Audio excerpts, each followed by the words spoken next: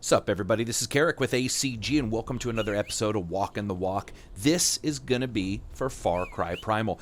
This is going to be about the look and feel of the game, and if technical and artistic elements of the game equal the advertised product we were shown in trailers and videos. If technical stuff comes up, I will talk about it, but for the most part, it's about composition, the natural separation of environmental ecosystems, and just the whole picture as it's presented to us, the gamer. That means sound, music, voice, graphics, gameplay, are all going to be up for discussion. Sometimes tech will come into it, but this is not an actual technical analysis. So let's do it. As always, if you like this kind of stuff, check out our Reddit, subscribe, check out the Patreon, whatever. So the first thing I'm going to do, I wanted to teleport back, basically, fast travel, as they like to call it in these games, and look at my main cave. This is the Conan Cave, as I called it, I think, in my original Let's Plays, and maybe even in the review. This is the place where I just really like the reflection of life that goes on here as your celebrations, or actually as your successes are celebrated, let's say it that way. The things you've done are celebrated in these wall paintings and just all of this different area. And we're going to see it sort of outlined even more so within the village. And I know that some people probably get a little bit tired of me talking about this one particular aspect, but I am going to mention it as this is a walking the walk. This is a video where we're going to cover this kind of stuff. But really, when you exit out and you start to see your village sort of be recreated as you get farther and farther within the title, there's some connection there, I think, that's intangible, that they did a good job of sort of making tangible. They were trying to figure out how is a way to show that this person has actually made an impact on the game world. Well, what we're going to do is we're going to basically change the landscape around them, and in multiple ways. So we come out here, and the first thing we notice, as I've mentioned in prior videos, is your village has seen such tremendous growth. Now, I'm in the middle of my third playthrough of this title, so I'm right in the middle. So I'm about halfway through upgrading the village, maybe a little bit more than halfway through. And we just see some of the aspects of the village being upgraded, and that reflection of life, that reflection of the main player. Now, why is that particularly important in Primal? Well, it is because the developers actually tried to have that as one of the main tenets when they first started creating this game. Because one thing is many times game creation sort of a fickle beast. The start and the original idea isn't always how a game ends up. So what happened here with Far Cry Primal is there were multiple different ideas and some, I would say, were small bits of development work going on within Ubisoft at this time, and multiple people were looking at a Stone Age style game. And when the idea for Primal came up, they got to look at all of these different versions. Well, one thing that Primal is different than other Far Cry titles, and it's the one reason why you're an experienced warrior as well, is because they didn't necessarily want the situation where you're a newcomer, fresh off the boat, and you're basically thrown into some place of danger. One of the reasons is because, yes, with guns and stuff like that, the characters, in the other Far Cry games, they pick up the gun and they're pretty much able to shoot right off. And yeah, they upgrade, but let's be honest, it's pretty unrealistic at times. Sorry, I got to stop here. I got to say, I talk about music and sound and stuff so much, but I just love this Piper here. It's one of those really cool bits, the reflection of life, where you finally get this moment where the character has made this area safer for those around them. And how is that reflected? Well, it's reflected in the fact that characters can engage in things that are actually outside of the typical day-to-day, stopping yourself from getting digested by a creature. As I said before, MIA, mouth, intestines, anus. That's the way this entire game is sort of set up. And Takar, the main character, is making this place safer. How is that shown? Well, it's shown by locations like this and actions like this, where a character is engaging in something that's cultural versus something that is just wrapped around survival. So originally I was talking a little bit about the creation. One of the things that the developers had looked at is how do we create this world where, you're sort of fresh off the boat, but at the same time, you're not instantly killed by the world around you. So what they decided to do was have Takar be somewhat of a skilled hunter, not perfect, but somewhat of a skilled hunter. They didn't really want that repeat of Far Cry 3, Far Cry 4, where the person's fresh off the boat and grabs a gun. Oh, I didn't like... So here we see a weird LOD switch. This is... I swear, I've never seen that before, so this might just be an issue with loading this area, because I did just transport in, and I haven't cleaned the Xbox One's cache, but we rarely see those kind of graphical issues in the game, but we definitely do there. So we're going to move. I love this fact that the foliage, the increase in the renderer is just so massive here. But anyway, it's just important to remember how the game world was created and why we see some of the things we do. And of course, then you pop up, unholster your spear. Where was I holding that? I don't even want to know. And we come down here. And I think the first thing you notice in this game is that increase in the Dunai's engine and the ability for it to do foliage. And we do know that they went in and they basically rewrote good portions of the renderer. And the main reason, there were two main reasons actually. One reason was because they knew they were going to have an incredible amount of flora and fauna being increased in this game, far more than Far Cry 4, Blood Dragon, or Far Cry 3. That includes animal interactions, NPC and character interactions, as well as the ability to see foliage at a far distance. And you can see that here. You can see the drop off, of course, way over there on the corner. But this is still, you know, compared to many games we're used to where grass is drawn in 3 feet in front of you, I think that this engine, the one thing we can say about the engine, if we want to say anything that's just really positive, is its ability to handle various different types of flora and fauna all within the same screen space and not cause issues. Matter of fact, if we just look here, let me go up here, and just if we just look down in this area and we count the different, let's say, plant types, you're talking 1, 2, 3, 4, 5, 6, 7 trees, 8, 9, 10, 11, 12, 13. There's probably 13 to 14 different types of vegetation just right here, which is more almost at all times than it is in the prior games. And I'm sure that place is actually not even that many. It's not even close to as much. In fact, if I had backed up and looked here, I would have seen some of the ferns and stuff like that I didn't count. So just really well done. We do see some issues here and there. Of course, they're using a lower, it looks like they're using a lower shadow resolution, and that causes that flickering. Basically what happens is the shadow's resolution isn't as high as everything else, and so you get sort of the easiest way to describe it is it's almost like it's trying to correct itself, but at each frame, and it's really not. You get that jitter on that lower resolution shadow. Now, some people have discussed, oh, well, the FOV is a little bit small. What's the FOV mean? Well, for people who aren't aware, FOV is actually very important in video games. It's your field of view. It's basically the diagonal, the cone of vision that comes out of the square of your fucking head, and it's what you can see within the game world. And in fact, many console games will slightly skew that. What they do is tighten it, so your left and right field of vision is slightly centered a little bit more, and you lose a little bit, but you actually gain the ability to get some frames back because you're not drawing as much for the person. You're not, and we see this in some PC games, the ability to change your FOV. It's becoming more and more, I guess, usual for us to see that. So I find it fine. I can see that it is a little bit tight, but overall I'm not too bothered by it. And I'm somebody who can get progressively a little bit motion sick from that. I love how in this game, bees, bees, bugs, insects are all this sort of representation of death and disease, and you see that inside that cave, of course, is, I believe that's one of the noxious caves. If not that, it's one of the bear caves where they drag in their bodies, the bodies of the creatures they've killed. Very cool. Just walking through here. You know, we still see the occasional low-resolution texture for the ground and stuff like that. I talked about this in Witcher 3, where I stated, you know, one thing I dislike is just seeing a texture, especially over grass. I'm going to crawl down here and go all the way down.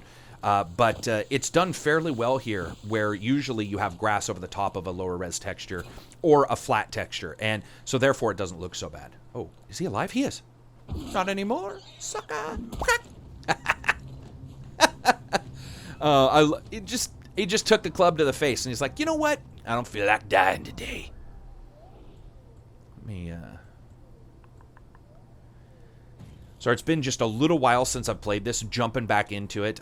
This is, strangely enough, one of the most requested Walking the Walk videos I've ever... It might be the most requested Walking the Walk video I've ever had for this game, which really surprises me because I know there was a lot of dislike, distrust, and hate over the fact that they had used the height map from Far Cry 4, which is strange because Blood Dragon had used the height map from an island in Far Cry 3. These guys, what are they hunting? They probably killed my boar. Let's look here. But this was one of my most requested, let's see, can't see him, okay. One of the most requested Walking the Walks, and I'm happy for that, because I think it's showing that over time, sometimes that hatred goes away and people can look at a title, just for what it offers, and not even worry about if they played it or not. I think that that's really important. I can do a Walking the Walk, and just because you don't like the game, or just because you haven't played the game, doesn't mean you can't enjoy the conversation and sort of look at what's going on with the technology, whether good or bad, and discuss that. So, aside from the burns on the arm, one of the things I've talked about a lot, there we go. I was hearing that, I was trying to look around and identify where the sound was coming from. One of the things I do like are just the little aspects that we see within the game that don't necessarily pay off in any way other than a little bit of atmosphere. A lot of developers get sort of caught up, and we're only going to show stuff that furthers the game, and I get that, and sometimes those games become classics, but a lot of times it's the basically the peripherals, the side things that sort of amaze and astound, or are interesting at the very least. For example, the fact that when you light an arrow or a torch on fire and it slowly burns down, I thought is cool. Or stuff like this, where this guy's just here. What's he, let's watch. Oh, found a pot. He's like, I like this pot. It looks good. Pretty good clipping there. Oh, and drop the pot. Pot disappears into the world. Same pot. That was awesome. Let's see if he repeats that. He's like, wait a minute. Oh, hey, same pot. That's a cool little loop there. That's awesome. It's obviously either wrong or a bug or just a shortcut, but we see that kind of stuff in games all the time, but that was cool because I wasn't expecting that. So, this game, of course, as we know, did use the height map from Far Cry 4, and it's actually more interesting to me because I was already, we were informed when I got the game that this was basically in the Far Cry world, but prior, and it was cool to see that almost no one noticed. I think it was like a full week before somebody even realized that it was the same map, and we were sort of laughing about it because we were like, it only took like if anybody had the old Far Cry map, they could have brought it up and brought up this and immediately been like, boom, it's the same. It was sort of, I guess it was a testament both ways to the fact that people didn't notice, and the fact that, in the end, did it matter? Did it really matter? Sorry, I'm checking here. I don't want to get eaten by a damn crocodile. That's the one thing. This Walking the Walk could quickly become digesting the digestible if I get in there. Let's go up here. So, for the most part, the game sticks at 30. We've seen a couple times where it does drop, but we've had 4 now analysis from different websites go and look at these versions, and for the most part, they're sticking at 30, especially shifting really quickly with a lot of alpha transparencies like smoke and stuff. Whoa, I didn't... Hello. Oh, right in the backola. I don't want to kill my guy. Here, there we go. Oh! I love the reproduction. What we just saw there was basically what you see in World War II games, World War III games, whatever, where a guy's smoking a grenade out. He's basically sitting there waiting for a second, and he's going to throw it. And the same thing can happen here with the poison. Oh, what was that? Where are you, sucker? Oh, there you are. Oh, I missed. Oh, dude. Man, he hits pretty hard. Your head needs another hole. That's awesome. I love the fact that you're basically throwing large pieces of timber at one another. Additionally, I think just from looking at the spear and watching the people make the spears in the tribal area, I'm pretty sure they're hardened in some way. And of course, different clans or different civilizations at different times had learned how to do that. Once again, now this is something really unique. So see this painting of the owl? I have been informed that shows up if you've used the owl in that location, that the tribes actually mark that area as having owls near it, just like they originally will have markings of bears and markings of woolly mammoths like they did just back there. So whether that's true or not, I don't know. I do know that if you see, for example, here's, let's see, bear and deer, and we saw the woolly mammoth and we saw the owl, that normally we will see those creatures in that particular location. Very cool. Another little reflection of life. Something. Oh, speaking of that, we got a woolly mammoth right there. And was that an owl, actually, too? Might have just been a hawk or something. Man, I don't really want to get attacked by this guy.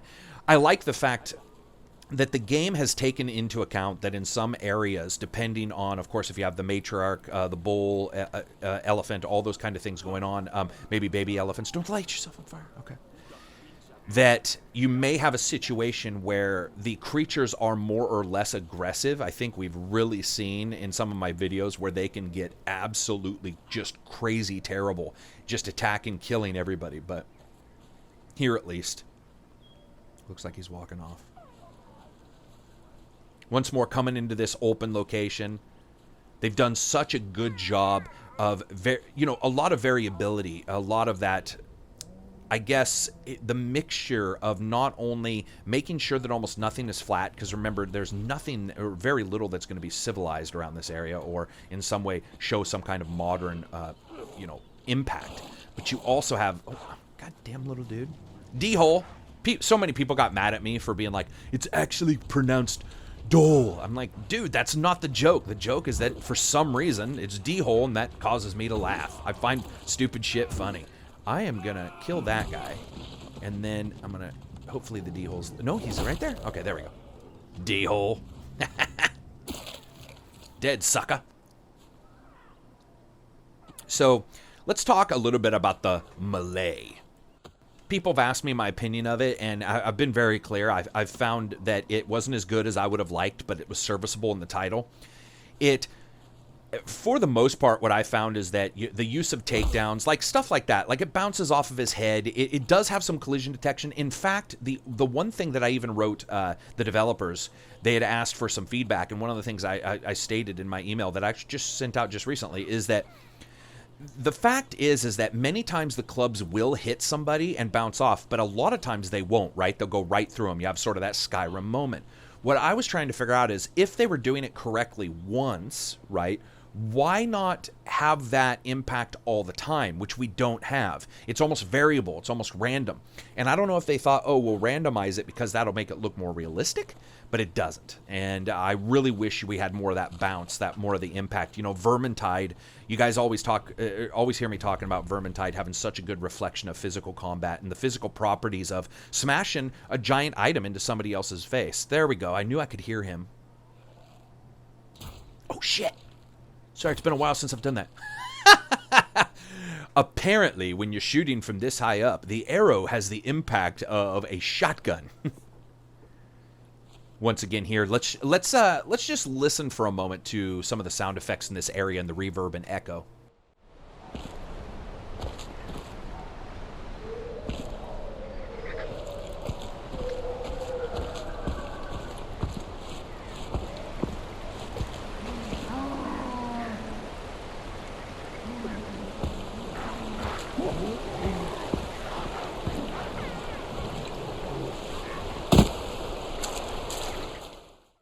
Yeah, I love that. I think it's just spectacular. Really, you can notice that there's multiple different, I guess, what you would call layers here of the sound that we're hearing, including the reverb coming from in front and up, the occlusion that's going on. We're hearing a little bit of echo. But what's nice is when I was coming down, and you guys can go, if you have good headphones, you can hear this, but when I was coming down the side of that mountain, you could actually hear that sound change. For example, if you hear a bird to your right, it will actually sound different when it's on your right, where that opening is to a larger prairie area, and then that sound will carry to the left into this location, and you'll actually hear that sound has changed. Its actual sound has changed due to the 3D elements that are occurring here, including echo and reverb.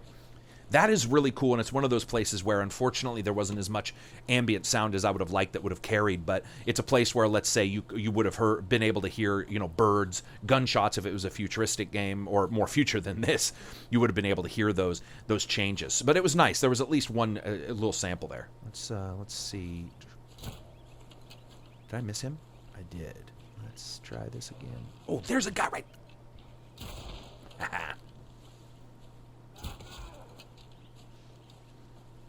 I've always just been such a fan of the bow and arrow in this game. I really do wish you pulled it back farther. I find it really odd, but, it's funny. I was actually discussing that with a history major, and they don't know a ton about ancient, weapons, but they knew a little bit, and they were like, I wonder if that's on purpose, because The fact is that these bow and arrows and the way they were made and stuff like that may not have been able to be pulled all the way back anyway. There may have been a limit of some kind. And looking at how far that arrow goes back and the skewed 3D narrative we're seeing right there, was that actually in some way, probably a lot of it was a gameplay element that they were just like, hey, let's just do this. But additionally, maybe it was, I want to see if I can light my arrow, but I can't. But additionally, it might have been a situation where, they were looking at the materials at hand. Such a cool location here. It's really impressive to me that the reflection of life in this title is so high. And again, I know it's a title that isn't necessarily loved by many. But the fact that, you have this location that is sort of secreted off and behind a rock barrier, but not actually elevated. But that's where they've decided to put their little base of operations, I guess you'd call it, in this slightly safe area. It's just very cool. It shows that there's some thought about the placing. Now, of course, we see that changing of light that's going on. And we get some, you get some very high resolution shadowing in some places. It's just not in others, especially far away shadows.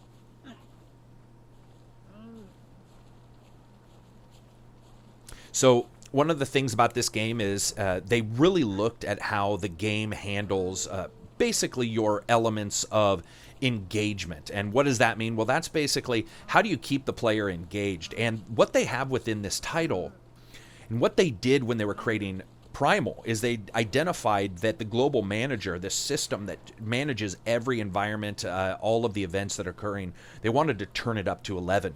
They wanted it to feel like no humans were really impacting the Earth very much at this time. And so what happens is a global manager basically tracks all the events within the game, and then it identifies, oh, you know what, this character or this person playing hasn't seen this one thing for a while. Hang on, I'm going to just craft up some spears. Hasn't seen this one thing for a while, so we're going to put it at the top of a chance node. We're going to basically put it with a couple other things, and then every so often we're going to check and we're going to spawn something there. Now, this isn't the same as spawning characters or creatures or animals in a particular area. It's not the same at all. It's about events. And so many places will have woolly mammoths because woolly mammoths are supposed to be there, but this is something completely different. I like to warm myself. There is something very primal about, taking control of this area. It's like, I've lit this, I'm up here, this is my space, I can look down on everything. There's a really just enjoyable spacing here, and I'm sure it has to do with the reflection of this caveman, of course, and feeling like verticality is power. I mean, it's something, what are you doing? You're climbing to the top. You're getting to the top of the heap. It's something that's subconscious within humans, and I like the fact that in a lot of these places, once you get to the top and you light the fire, it makes you a little bit like you want to beat your chest and just be like, I got here, suckers. Very unique location. In fact, all of the places within Primal I've been really happy with. So I'm going to grab some items here because I will be going in a moment to the ice location, to the basically the northern reaches. And one of the reasons why is because I want to show you how to handle transformations within weather a little bit better than we saw with Need for Speed, which was a driving game where I went 7 feet and it suddenly was dawn and then it was nighttime again. So yeah, here just looking at these textures, some are somewhat low res, a little bit flat, but overall, not too shabby. Another thing you'll notice here is the amount of items within the air. In fact, you can see it here mixing along the ground resolution or textures there. You can see items flitting by, and now when I look up, you see pollen in the air. Just an allergy sufferer's nightmare going on in this location. It reminds me a lot of the original Tom Cruise movie, The Legend, with Tim Curry and Tom Cruise, and it just all of the crap that was thrown up into the air to give it a sort of an ethereal, fantasy-like vibe. Now we're passing on into night, which is a good time frame, I actually think. I think what I will do is maybe I'll teleport us, get us to somewhere else, or fast travel, as they say. Actually, wait, you know what? Let's pop out of there. Let's just watch it turn to night while we're here. Now, of course, we are technically in a valley, so I love the fact that when that last little rim of the sun goes down, it goes to night very fast. And if you've lived in a deep valley, that is maybe a little faster because, of course, the time frame that's occurring here. But it is so fast going from daytime to nighttime, and I love that. Again, still seeing the items in the air, the particle systems, very cool.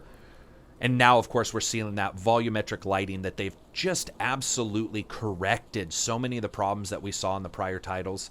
And they've really turned it up here, and we're seeing it with how that light penetrates into the fog accurately, and it's not faked anymore. And it's so easy to see. Its representation is accurate here throughout this entire area. Really, really good volumetric lighting. Something that hopefully we'll see in a lot more titles. You know, a little less of the fakery, a little bit more of this. So what we're going to do is we're going to do some fast travel. Now, when I was talking about the global manager, one of the things I also want to talk about is, is the fact that Ubisoft has been clear that they wanted this game in particular to be sort of, I guess in a way, an anecdote factory. And look at this. I mean, YouTube is created. There's many people who have channels created around anecdotes, around what happens in GTA when shit goes crazy.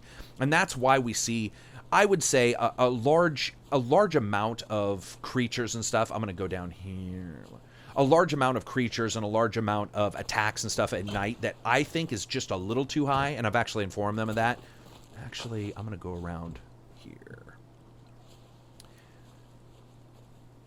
But this anecdote factory is cool because it is what happens. I mean, we all sit around, we all talk to each other, and we all tell each other stories about what happens, and we videotape it, and we put it on YouTube.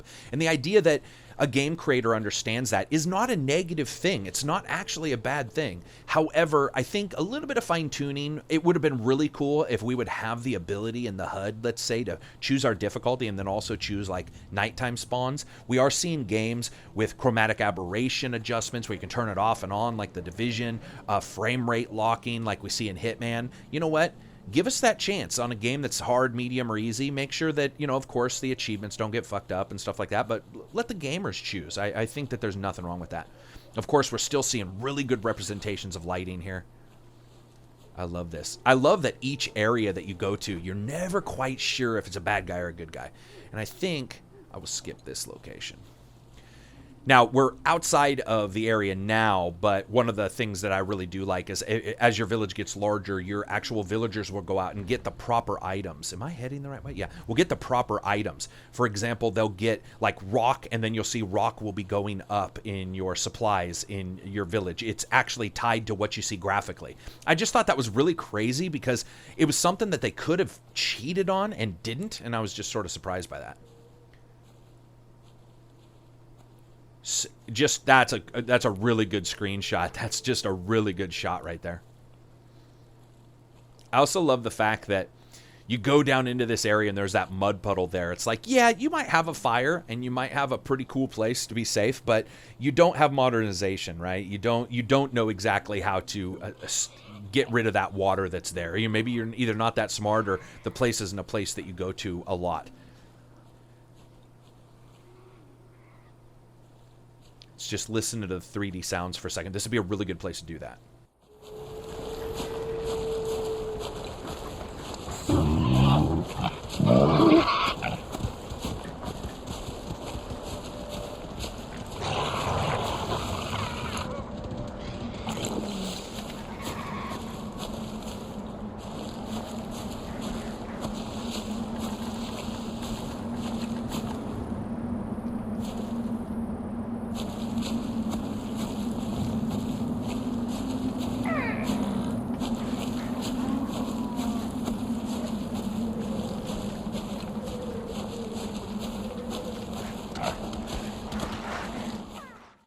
So here, of course, we're seeing the switch from snow and normal weather, basically. It's a little bit longer, but you also see that change. Oh, sucker. Switch that out. We're on fire. Okay, luckily, we're okay. All right, let's... Oh, no, it was on fire. I didn't see that. All right. So we see this transformation. We see these scraggly trees replacing your normal, you know, you've got all of the... God. Sucker. There we go. Here, let me try to... He's rolling. He's rolling. I don't want to light the entire damn hillside on fire. I should put this spear out. So, so anyway, so you have this really cool separation going on between these two locations, and you have the filtering in of various effects, including the particles of the snow just lightly happening. But what you also have is you have the rare, just really cool fog rolling in. And it's great that you can see it from a far off distance and you enter it. It's a true 3D entity, by the way. So it's not one of those type of games where you go in and it's just it just suddenly appears. And of course, some of it will get burned off here by that sun coming up, which is also very cool. So when I was talking about, or when I was letting you guys listen to the sound effects, there were some really cool situations going on there. I'm going to try to get this guy scared. Oh, he's not scared at all. He's not scared at all. Oh, uh-oh. Okay, actually, you know what? We'll go back to sound in a second. Let's talk a little bit about fire. One of the things that you'll notice when you're playing Primal is that all of the foliage has some kind of burnability index within it. I'm sure it's within the programming somewhere. And it also has to do with how close it is to one another. But within the cold areas and within the snowy areas, things burn much slower than they do anywhere else. And it's just, that's a really cool little aspect to where you can tell where you are just purely by how quickly things burn. They're, you know, how wet they are, how dry they are. A lot of games, that is just a tree is a tree is a tree, right? I mean, that's the way it would have been. And we see now with this next generation set of machines and, of course, more power with the PC and stuff like that, we start to see a simulation of natural environmental impact. It's not necessarily really what's going on. This is just great. I love the snow on the one side of the trees, like it's blowing off of the mountain onto that side. Very cool. Just a really cool little aspect there. Now, so what I was talking about sound, when I was letting you guys hear that sound there for a second, one of the great parts was one of those creatures made a sound, and in the right side, you could hear it echoing, and then it passed in front of us and to the left and ended almost instantly when it hit that rock wall. Like, you could actually hear it impacting that. Come on, sucker. And, oh, you task me and I shall have you. No, it's not going to happen. I can get up that. Yeah, there we go. I really enjoy that kind of sound sample, and I'm glad that part had that for you guys to hear, because there's a lot of different sound effects you could hear on the right, having a long resonance, a long ability for that sound to carry and travel, and on the left, hitting up against the material and pretty much just stopping. So I think this is a no-go for this location. So let's Grapelicus. It's always enjoyable to see that even at this day and age, I'm already somewhat of a MacGyver, and I can just instantly throw that out there. There's an enjoyable amount of difficulty, I think, within the Northern Reaches areas where they don't go out of their way to show you, number one, how to get anywhere. And number two, it's actually very difficult. You know, it's not the lower grasslands, it's freaking rocks. And you could spend a large amount of time going and traversing and finding out that you really can't get somewhere and having to turn around. And that difficulty of traversal is, you know, for some gamers, they might be like, man, I wish there was a path or a trail here. Well, guess what? People aren't up there as very much. And especially until you get your upgrade, they're not going to be there at all. And so, you know, it makes sense. Also, if you'll notice here, very cool, all of these are broken at the lower branches. Now, why is that? Well, there's two reasons. One, it's because there is a small amount of nutrient factor in all of those. And so that actually occurs in forests. You'll see that, especially in cold areas, where animals of all types will eat whatever branches they can for whatever sustenance they can. In fact, there are some different types of deer and so forth that's one of their major ways to get sustenance during winter is to eat bark off of trees. You'll see that kind of stuff. But additionally, when a tree freezes in super cold freezing weather, lower branches, by the sheer passing of creatures next to them over the years, can break. Those branches will become frozen all the way through, and then a creature will run past or walk past, and they'll break those up to a certain height. That is really awesome that they just put that in the game. I mean, you know, this isn't about just hammering on shit that they've done wrong or just talking about the good stuff, but there's a lot of unique reflections of wildlife and life going on here. Let's see if I can get down here. Let's try this. Of course, fall damage has been reduced. I think I've got at least one skill point in it, but... Whoa, we were inside the rock there. That was a little bit of a glitch. And back down.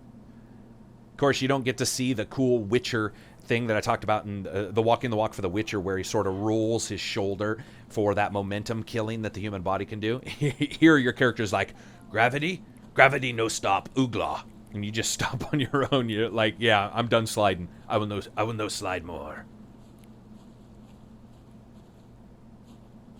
Yeah, so remember when I was talking about dead ends? I think I found one, because let's see. Oh, I can slide down this. Don't you die. Ah, this is cool. They've got a little bit of erosion here. You know, I talked about the different types of erosion that Witcher 3 really did very well in its replication of. Got a little bit of actual erosion here, and the part where these rocks would indeed, as they're rolling down, would indeed collect and choke off in some of these little channels and funnels and stuff like that, and they've done so there. Of course, the moss here on this rock, where the rock is inverted just slightly so that the water wouldn't run off it perfectly, and that, of course, is where you would get the moisture and get the moss.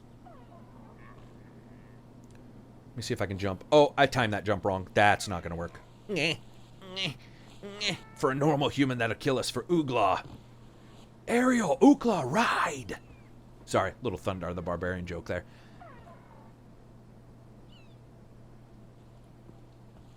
And let's go down. All right.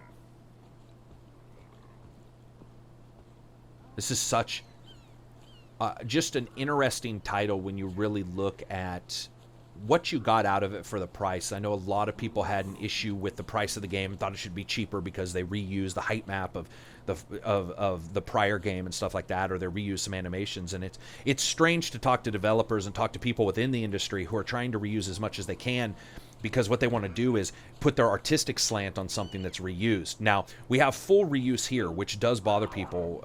I don't want to get killed by this damn fucking cat. All right. We have full reuse here, which I absolutely get. It does bother some people. But we also have partial reuse, where they'll reuse some item and then adjust it slightly, texture it differently, whatever. And that is actually a cost-cutting benefit for all gamers. You absolutely want that. It's speed. You know, if you have 75 samples of ferns, do you need a 76th? Of course not. What you need to do is have proper artistic representation, and you need that artist to make sure it doesn't look the same, right? I think everybody can agree with that. Unfortunately, here, and definitely in Far Cry Primal, we see some repeats of animations and stuff like that, and some people are a little upset by that, and I get that. I totally do. I mean, that's understandable.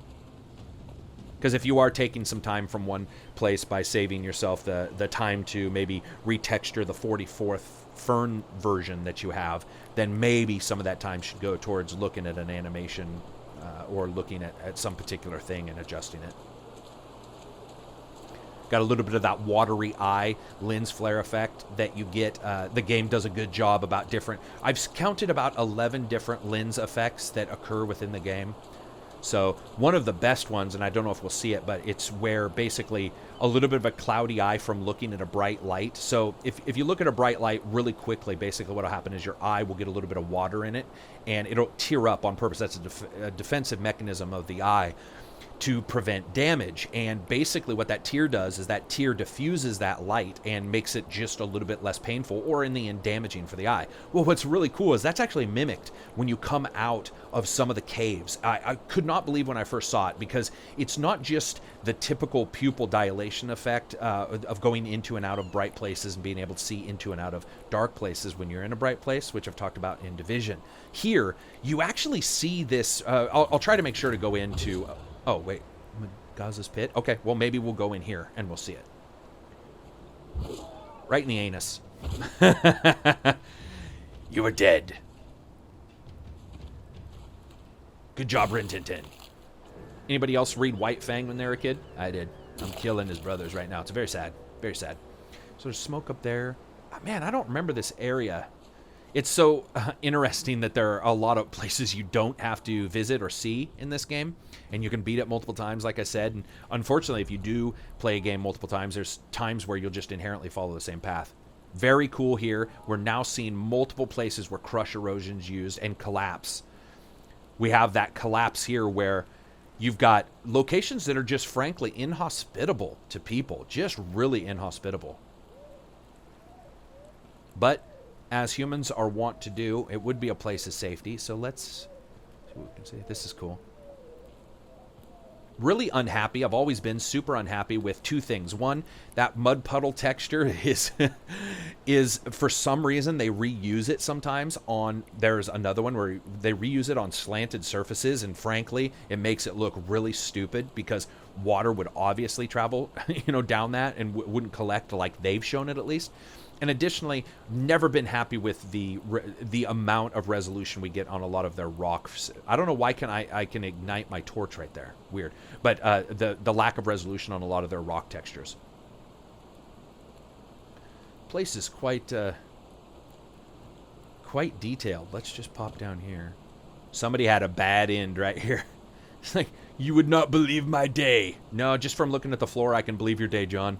It must have sucked. No, seriously, you really can't. No, I can't. I love that. Now we're getting that highlights, the different highlight here, reflection of the light onto the path in front of me. Is that? Twice now I've been killed by alligators in cave water, just not expecting them. And it's hard to tell if that's just moonlight reflecting. Yeah, that's just moonlight. This is cool here, though. That place right there, that's looks fine. Should I just risk it? Because I think I could jump right over there. In the water. That moment when you leap into the dark water and you don't know what's there. Okay, out. And then I always look behind me. Any heads? Oh, that's pretty. That is really pretty right there. Grapple? What?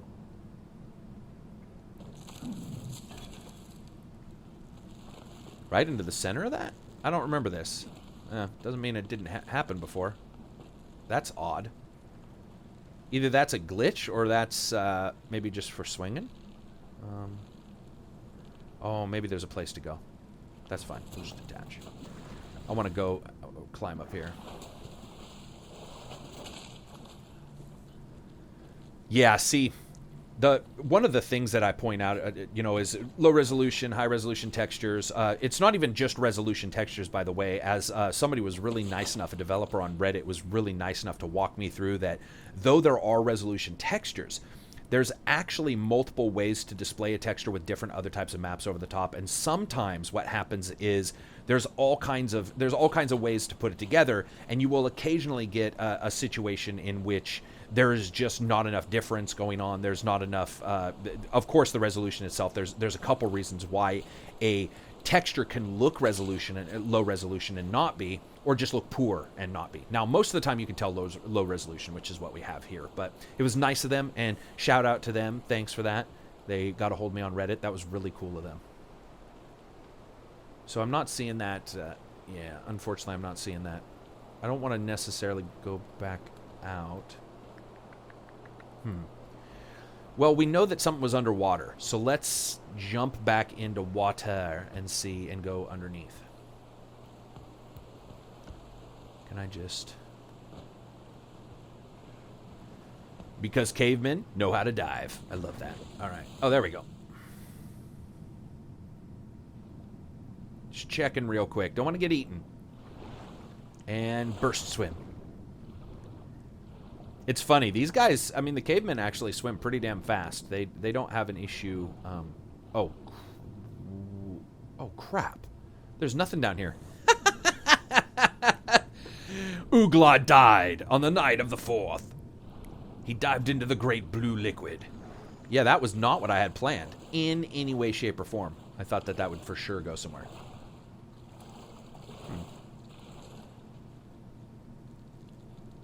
Can I get up there? No? No. Really? No, not grapple. What about no? What about no? What about love? Okay, well, time to fast travel. Let's go back up directly into the deep snow. Or not at all, because my system crashed. So what I did was I reloaded it back up and actually decided I wanted to take you guys down to the Southlands. Basically, these would be the southwest area. This is probably within this game one of my favorite locations, and there's a reason why. And when I'm talking about this narrative here, this game theory and stuff like that, one thing to understand is that a lot of this stuff is just how you as a gamer or how the developer wanted to put things together, and it's not exactly concrete. So when I'm gonna walk you guys through something that I just really enjoyed. I'm gonna sleep till nighttime here so that you guys can see what I saw when I first played this. Some of what I'm saying here is just my theme on the overall location and my thoughts. So sort of consider this part a little bit just sort of me and you sitting down talking about Far Cry Primal and what I felt when I entered this place. And then I'll try to give some kind of warning when we jump back into a little less theoretical. But so basically this location is sort of going from the somewhat safe lands to these demonic lands where, you know, you really see the cannibals' location. I mean, I just slept in a location where there's a human torso by the fire right here, okay? So there you definitely are seeing this place where they rule. The first thing I noticed was just the lighting effects. This is pretty much the way it looked the night I came. All of these different little "we are here" stations, all lit by their own fire in sort of a way of, you know, alerting everybody that this is our location. But more importantly, and I think more interestingly, is when you go down a bit, you do something that, and I absolutely implore you guys to do this when you're playing a game, is to do something that a lot of people don't do when they're traveling through locations, is to look back. Now, what do I mean by that? Well, I mean, when you get a chance, look back from whence you came, as they say. And one of the things you notice is this right here. Now, when you come from the other way, you see it as, oh my lord, these guys own this place and they're sort of alighting. But if you actually look, all of these statues and all of these, you know, symbolic men are actually facing away from the opening to your location. It's almost like some kind of cannibalistic golden arches. In one way you could say, are these guys telling everybody, is this a dinner bell? Because of course they're cannibals, right? Is that what that's saying? Or is all of that location not only just their base, but it's right at the opening from where you come from where they basically travel in and are sort of attacking your people and cannibalizing your people? Is it in some way this just really creepy cannibalistic, like, hey, everybody, you should go up here because there's some people you can eat kind of thing? When you come into this location, you don't see it like that, right? You see it as like, oh my God, here's a base with bad guys. Look at this. There's just these spiritual weird omens everywhere and these talismans. But what does that really mean? And I implore you, anytime you're playing a game like this, you're playing a game, you know, a fantasy game, The Witcher, right? Any of those games, look back the way you came, especially when I'm talking about looking into maybe traveling into an enemy's land or traveling into a friendly area.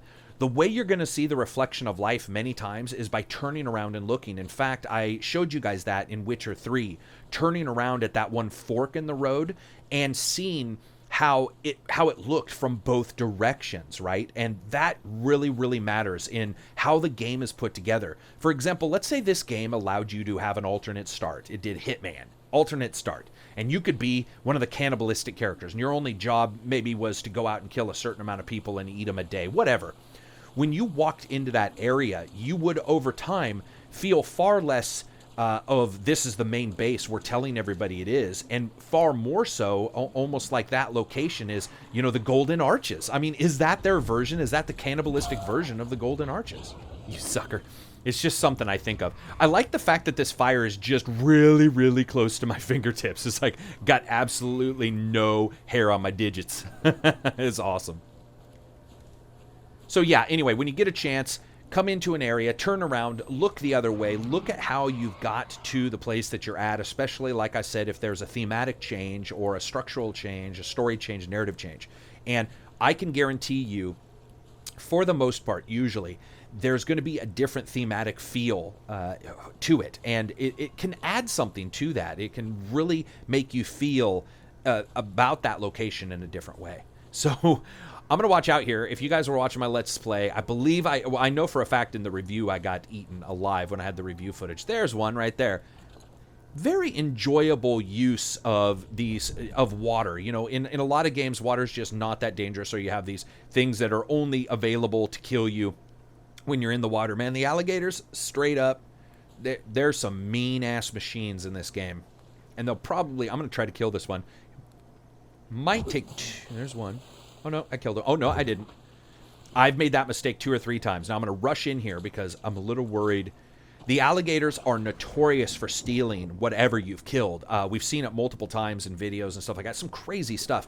Speaking of the animals and doing crazy stuff, I'm not aware if you guys know about this, but one of the things the developers said that completely surprised them is they let a lot of the creatures within the game do their own thing and you know, basically take their own actions. One time they noticed, and they're not quite sure why, and a YouTuber, I believe, got this video, but one of the creatures, one of the cats, was actually taking bodies to a lair and leaving the bodies in the lair, and there is actually no programming. This is what they said. Now, whether this is true or not, I'm just stating what they said. That is actually not programmed within the game because of the way the game handles the creatures. And I wouldn't doubt that. I would not doubt that that probably wasn't programmed within the game because of how they handle the movement and how they handle some specific locations actually having, you know, creatures within it and others not. So I don't want to get eaten by this. The problem is, there we go. I was just going to say, the problem is these suckers, there, now you're dead. Oh, crap. Yeah, you're... Okay, so this is something, let's, you know, as I stated before, you notice that things burn quite slowly. Let's just slowly circle around here and see how much is on fire. And that'll give you a better, yeah.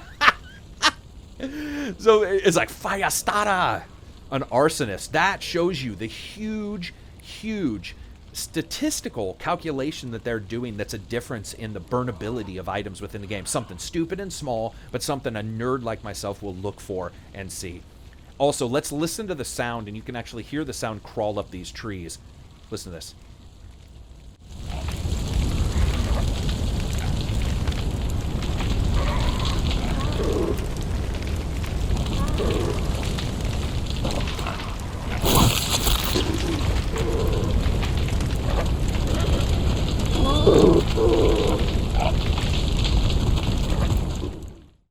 Most games, I think, do that pretty well, but it is surprising that a lot of games can't figure out that a sound is technically behind you if you look down. So, like, fire up in the trees, if you look down, is going to, in some way, merge with the sound spectrum that's behind you that's being delivered by your virtual, you know, 5.1, your real 5.1, virtual 7.1, fake 7.1, whatever.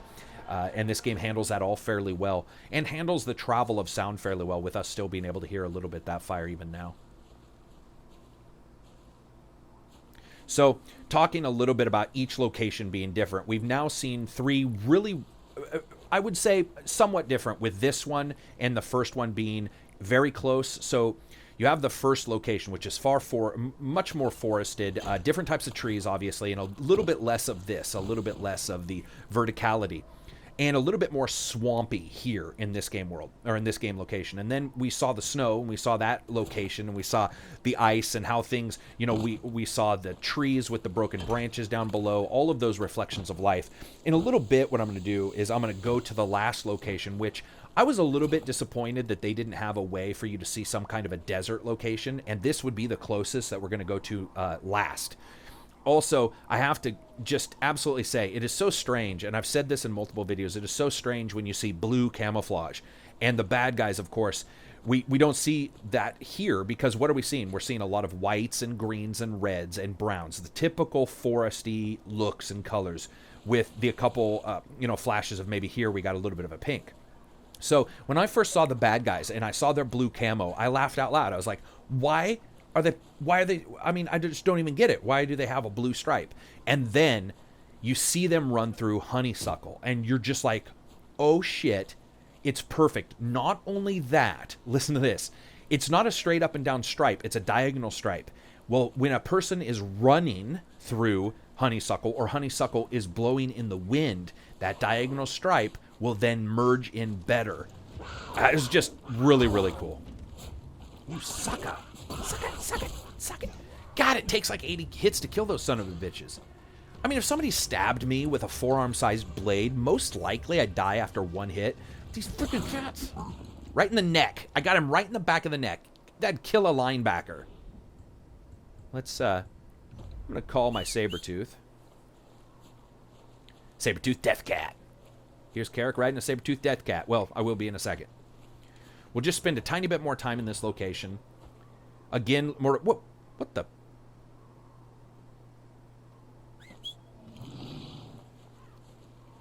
He won't go there. He's just standing there. Okay, whatever. Kitty kitty. The anti-aliasing solution that they've chosen does such a good job in this game, but one problem, one thing it can't handle very well is fur.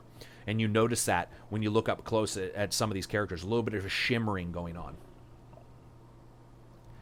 Or, come on, get off that rock. There we go. It's funny because their idea that they're going to have the cat mimic the same animations as if you're on it or off it is perfect. It's exactly what you would want. However, it also causes issues because you can't see their feet very well, and they do get stuck on rocks sometimes. So there's some positives in the fact of how it controls and how it actually moves, but there's some negatives as well in just the overall usability of it. It's a matter of fact, it might be a situation in which you really can't fix it regardless, because you're going from a bipedal structure, momentum, the model of animation, to a quadpedal. I don't even know how to say that. I'm sure that's the wrong word, but you go to a creature with 4 legs, and suddenly a lot changes. This is such a cool picture, though. It's like, I will call him Tabby. Cringer.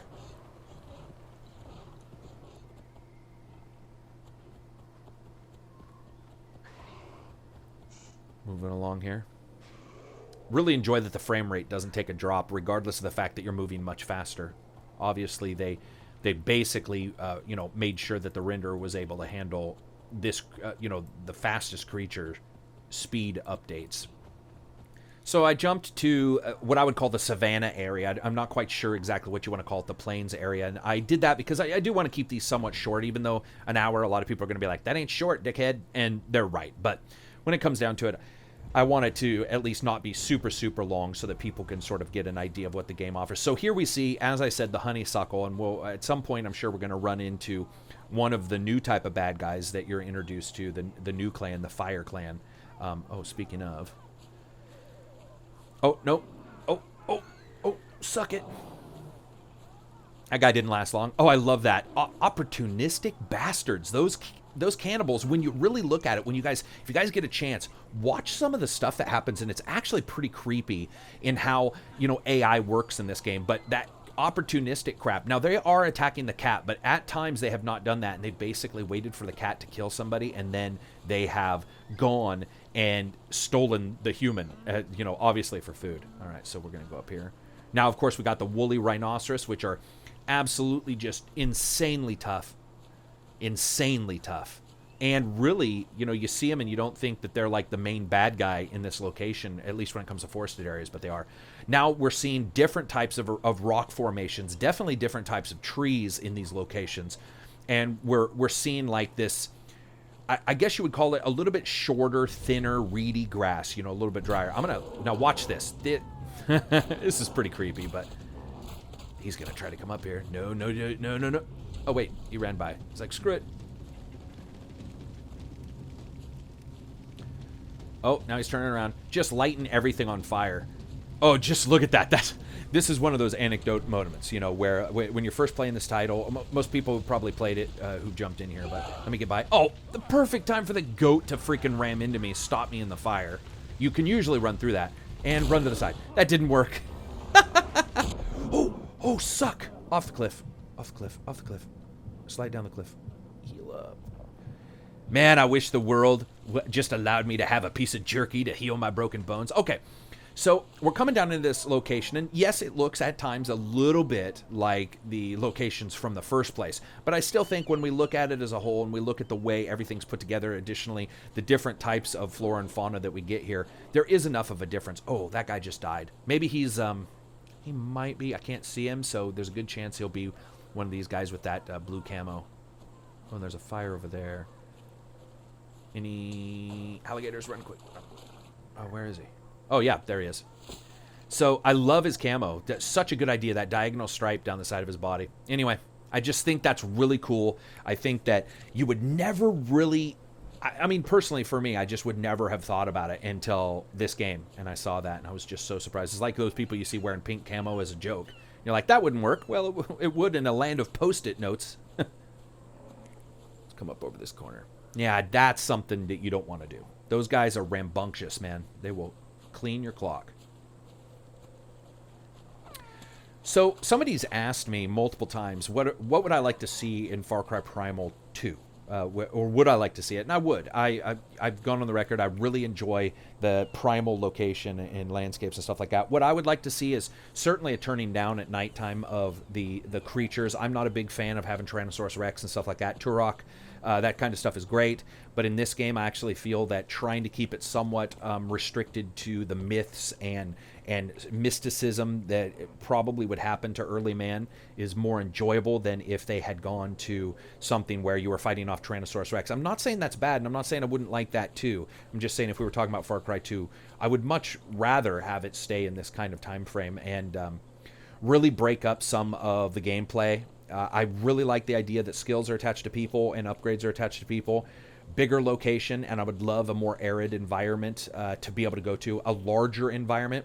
Additionally, I think one of the major things I would like to see in any of these games, I loved the great hunts in this title, and I'm really surprised that their project system, their global manager, didn't have some way of sending you on great hunts, true great hunts against absolutely incredibly bad guys, scary guys, maybe one-offs, right? So occasionally you'd have somebody, you know, tell you that this one great wolf was like taking out people, and you could, if you chose to hunt it out, you could, and if you didn't, you lost those guys, and you know had to think about maybe taking that quest the next time, that kind of thing.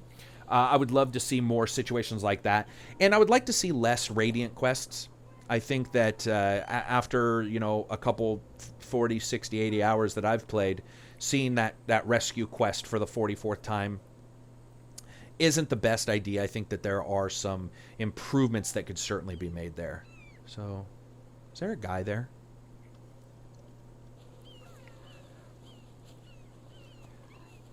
So I'll show you guys my last thing I do. It's a little tactic. It's stupid. I'm sure people will be like, man, you're taking this way too serious. But for this particular location and locations like it, what I've found is that it's pretty easy to get sort of there. Something is here.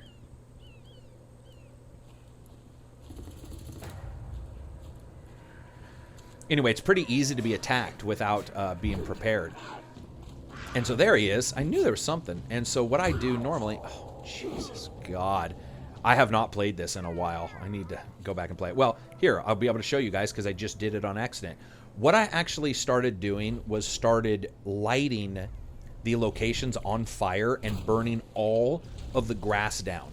And in all honesty, it absolutely helps to stop being attacked from like cats and stuff like that. Now, see, remember, I'm playing with no HUD. This is sort of a no HUD gameplay tactic that absolutely saved my bacon more than 20 or 30 times from cats, because the cats will sneak up on you, and without a HUD, without anything to warn you, it's just sound if you're lucky. So I just let this all burn down. Not on top of me, though. That's the first time that's happened. Okay, there we go. Don't you burn my bed, sucker. Let's go down to the water here. And what happens here is this will just all burn down, and we'll be able to see a lot farther, and you'll have a little safe swath around you. Something stupid, but when you're playing no HUD and you're playing on the hardest difficulties, this kind of stuff is really useful. So anyway, I hope you guys like this video. I know that it was long, and I apologize, but I do enjoy doing these videos, especially when there's a lot of interesting stuff to talk about, and especially about a game like this that, you know, for right or wrong, some people like or dislike, and those people who dislike it, maybe they've had a little bit of time to at least look at something someone created, and they thought that it was worth somebody, you know, checking out. So it's cool to have people look at this. As always, if you guys like these kind of videos, you can definitely help.